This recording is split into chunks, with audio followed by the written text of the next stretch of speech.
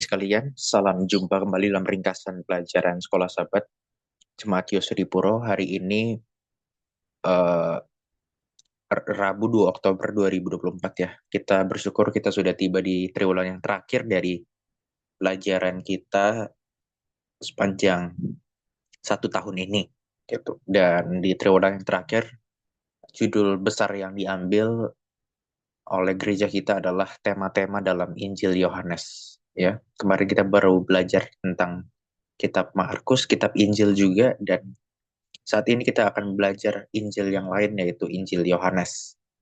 Ya, kitab Yohanes, Injil Yohanes adalah salah satu kitab favorit saya juga gitu.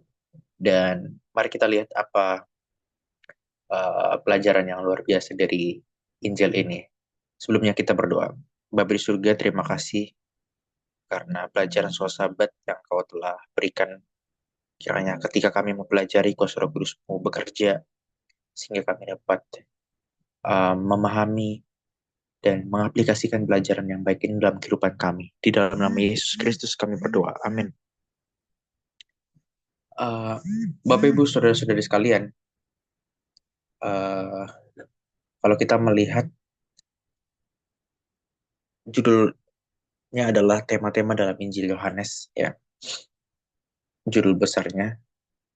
Yang menulis buku sekolah sahabat kita ada dua orang, yaitu Bapak Edward Zinke, ya, salah satu mantan daripada wakil direktur Biblical Research Institute dari General Conference gereja kita, ya, salah satu institusi daripada gereja kita di kantor pusat General Conference, dan juga Bapak Thomas Shepard, PhD, ya.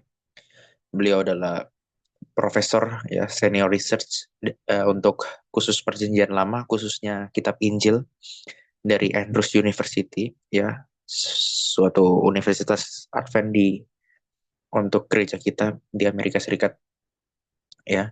Dua orang pakar ini adalah spesialis di bidang perjanjian lama, perjanjian baru, khususnya kitab Injil, ya.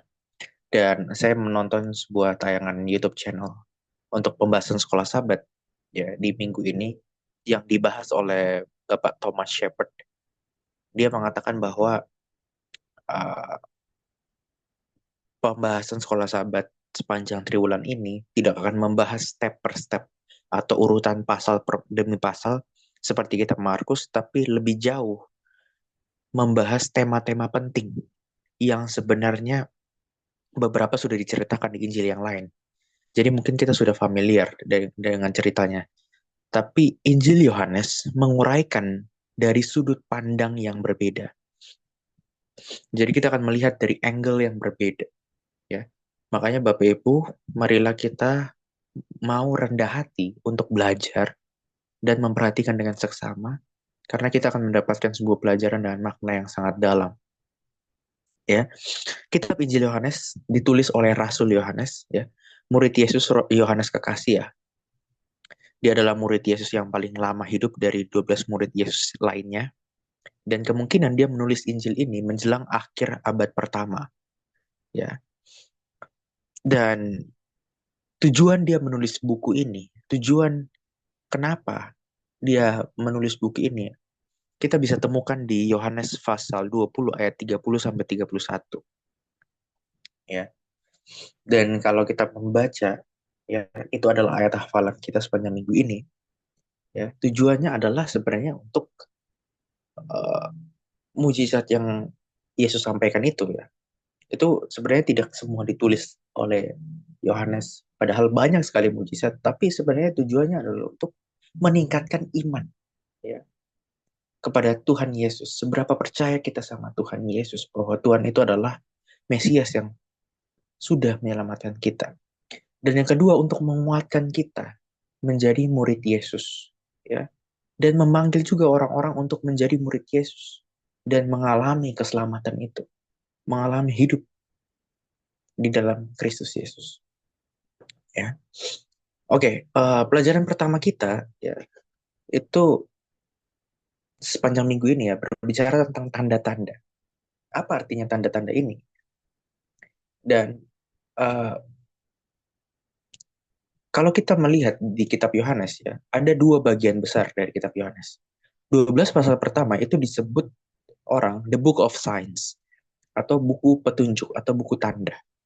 Ya, di situ Yesus memberikan banyak tanda-tanda ya. Kita akan melihat dan di bagian kedua ya eh, Yohanes pasal 13 sampai akhir daripada buku Yohanes ini adalah biasa disebut orang the book of glory, the book of glory atau buku kemuliaan, menunjuk kepada penyaliban ya, jam-jam kemuliaan Yesus.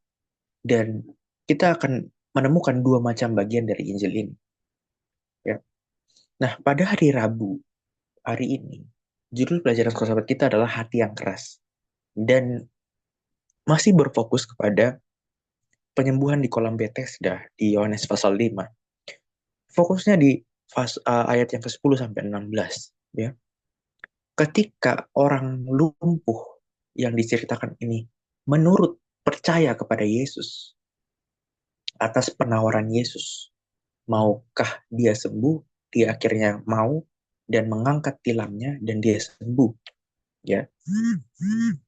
Maka maka menjadi sebuah penasaran ya, apa para pemuka agama orang Farisi ya. Karena ada sebuah tindakan yang dilakukan Yesus pada hari Sabat waktu itu ya. Dan hal itu diberitahu ya. Penyembuhan itu diberitahu kepada para pemuka agama oleh sang orang lumpuh ini karena ketika dia bertemu lagi dengan Yesus ya, dia tahu bahwa Yesus yang menyembuhkan, dia memberitahu ya, kepada para pemuka agama ini. Mana para pemuka agama ini tidak suka dan ini menganiaya bahkan membunuh Yesus. Masa kan karena eh, pada hari Sabat ya, pada hari Sabat ritual dan tradisi mereka itu tidak boleh melakukan sebuah pekerjaan. Ya, padahal sebenarnya itu hanya tradisi mereka yang mereka tambahkan atas hukum Tuhan, ya, melalui praktik-praktik kebiasaan mereka. Yang sebenarnya hari Sabat itu adalah hari sukacita, hari kegembiraan. Masakan orang yang ditolong, ya, setelah 38 tahun lumpuh dan akhirnya sembuh, harusnya kan menjadi sebuah sukacita dan kegembiraan. Tetapi orang Farisi, ya, menolak mujizat Tuhan itu karena mereka berfokus pada pemeliharaan hari Sabat yang benar. Ya. Nah, jadi hati mereka itu keras, ya, menolak penyembuhan itu, mujizat itu. Saudara-saudara berhati-hati kita menolak sesuatu yang Tuhan nyatakan. Ya. Kenapa sampai para pemuka agama ini menolak? Ya, ada tiga alasan. Ya. Yang pertama adalah para pemuka agama ini ya salah paham tentang Yesus datang ke dunia ini. Mereka pikir untuk menjadi raja orang Yahudi. Ya. Dan yang kedua, karena iri hati, ya, sifat iri hati, ingin kepuasan diri. Mereka tidak mau ada yang menyaingi. Ya. Mereka tidak mau ada yang menyaingi. Dan apalagi Bapak Ibu, mereka kurang penyerahan diri kepada Tuhan. Ya. Sehingga sangat strict gitu ya. Ya. Padahal pemahaman mereka salah tentang kebenaran. Ya. Kalau mereka bisa terbuka hati, mau rendah hati, ya, melihat itu sebuah suatu mujizat yang luar biasa datang dari Sang Pencipta ya, yang telah mati dan menebus yang telah mati dan akan menebus dosa umat manusia dan sudah ya, maka mereka melihat bahwa keselamatan itu hanya datang dari Tuhan, bukan karena perbuatan baik mereka. Jadi tradisi itu eh, seharusnya dihilangkan. Tetapi inilah hati yang keras ya dari para pemuka agama.